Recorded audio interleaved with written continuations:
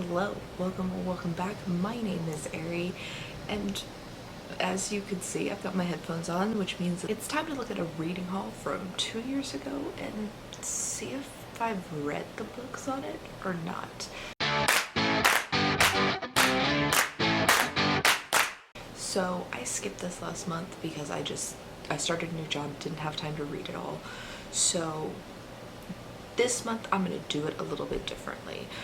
Previously, I would watch the video, see what I hadn't read, and then try to read as many books as possible. Now, what I'm going to do going forward is watch video, see what I haven't read, and then pick one book to read and talk about at the end of this video. So let's see what we have.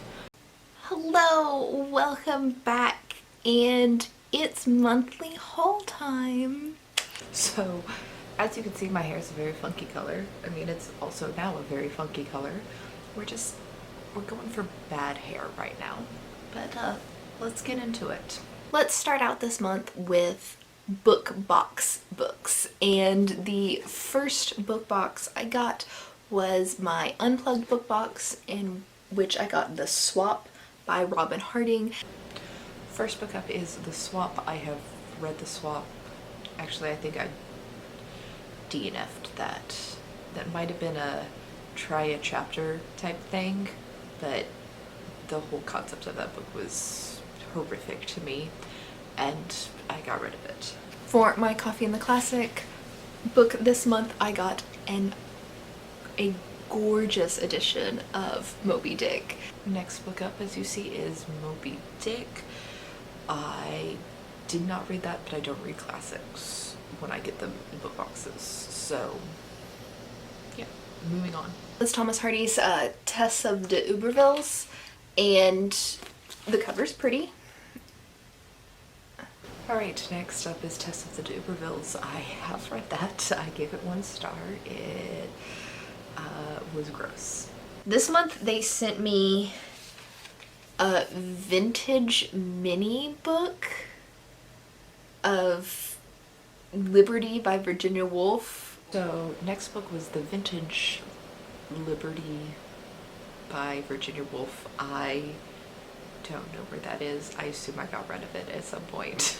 This month it's The Shadows by Alex North. Alright, that is The Shadows by Alex North from Book of the Month.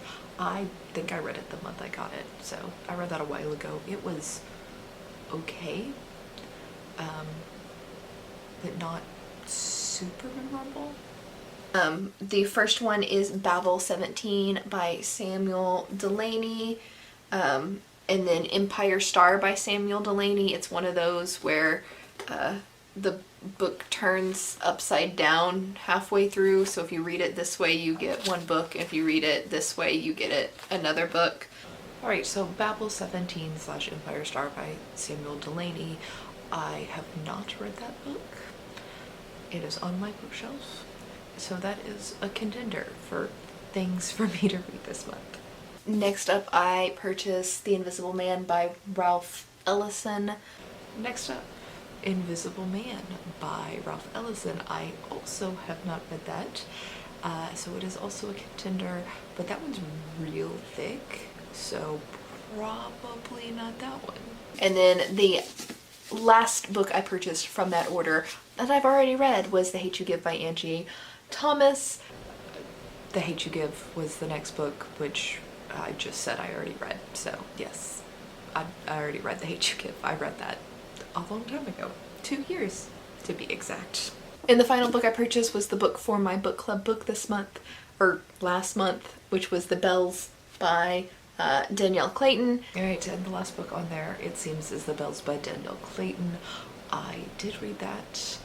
I finished out that series, so it's a duology. I read The Bells, and then I don't remember what the second book was, but it was okay. Alright, and that's everything. So it looks like I'm going to be reading Babel 17, so I will come back in just a little bit whenever I finish that book.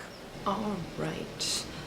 I have Babel 17 and Empire Star by Sam Delany. I've read both of them. Babel 17 is the longer of the two books, so let's start with that. I think Samuel Delany is too intelligent of a writer for me.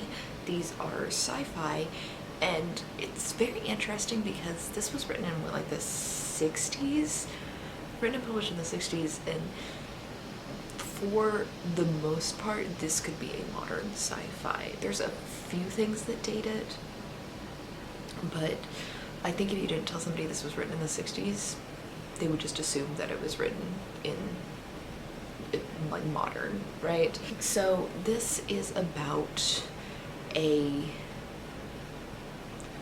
language called Babel 17, and a like just genius author who's really good at like cracking codes discovers this is a language and helps the government try to figure out why this language keeps being heard when like attacks on secret government facilities happen. And she's the captain of a spaceship, gets a crew, travels kind of around the universe and figures this out, right? The why and how of it I'm not going to tell you because it's a spoiler, but it's very in-depth and very confusing.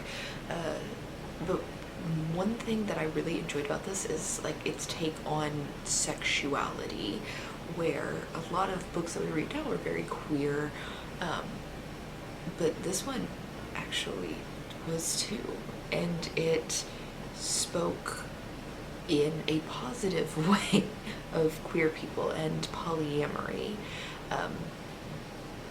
which you don't see a whole lot in like historical sci-fi. So that was very cool. Overall, like I said, I'm not smart enough for this shit. And I would definitely recommend this to somebody who really, really likes languages. If you like the idea of language as a concept and how languages are differ but they're also the same, and how some languages don't have words that other languages do. Like some language will have like 30 words for snow, and then another language won't have any words for snow. Like that kind of general concept. That's what this is about. Empire Star, on the other hand, is a novel within the novel. So the main character of this book is a writer, like an author, and one of her favorite books is Empire Star. And Empire Star is about a young man on like a planet in outer space that's like maybe considered like a lower intelligence planet, of just like herders and farmers, and he comes across a crashed spaceship and has to like help deliver a message, right? And this is kind of about time travel and like interdimensional travel. It is again very complicated and very confusing, but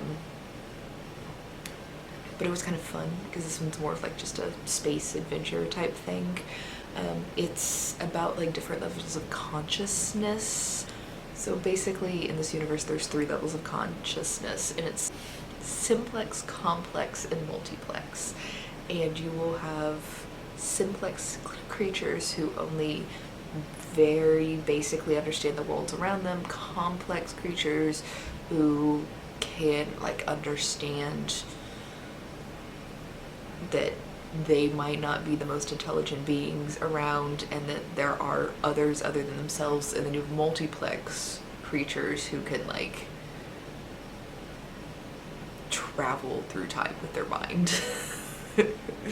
And they understand like very deep consciousness. So this character starts out as a simplex character, and then he kind of gradually becomes a multiplex character through his way of thinking and learning from other people.